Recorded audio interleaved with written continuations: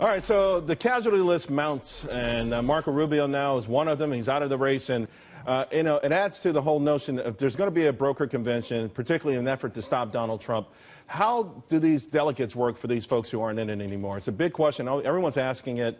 In fact, Pundit Monitor tweeted me, says, could you please do a segment on when candidates drop out of the race, how are their earned delegates handled? Well, joining me now, Michael Warren, Kirsten Haglund, and Liz Peek. Michael, let me ask you, brokered convention, contested convention, I guess those are the same things. How exactly does this work?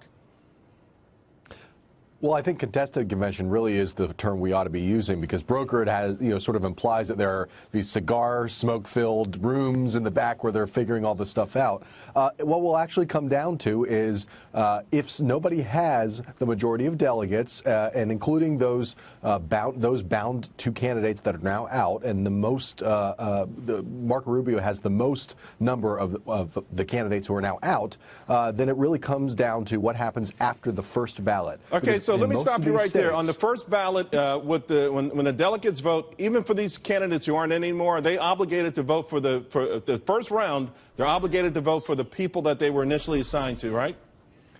In most states, that's the case. There are several states where the presidential candidate who has dropped out can release the delegates and have them go to, say, go with Ted Cruz or go with John Kasich. Even in the first round, that can happen.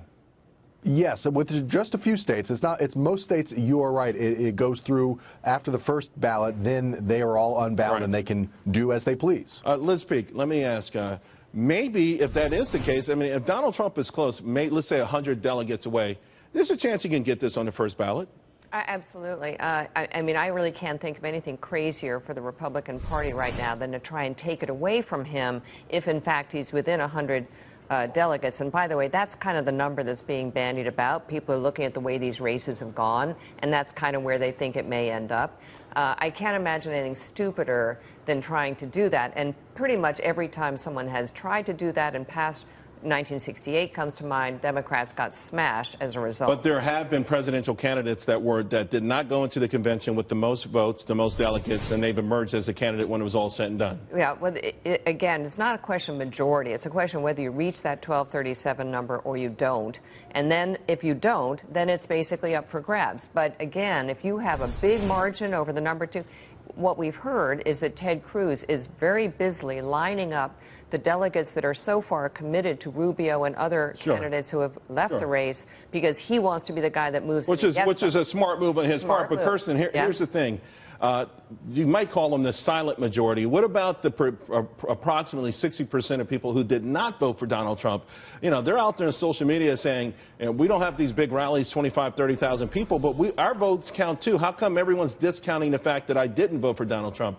Who represents them? Right, and that is the difficulty that they have when you started out with 18 candidates, I mean, that is what it has come down to, because that vote has consistently been split and continue to be split up.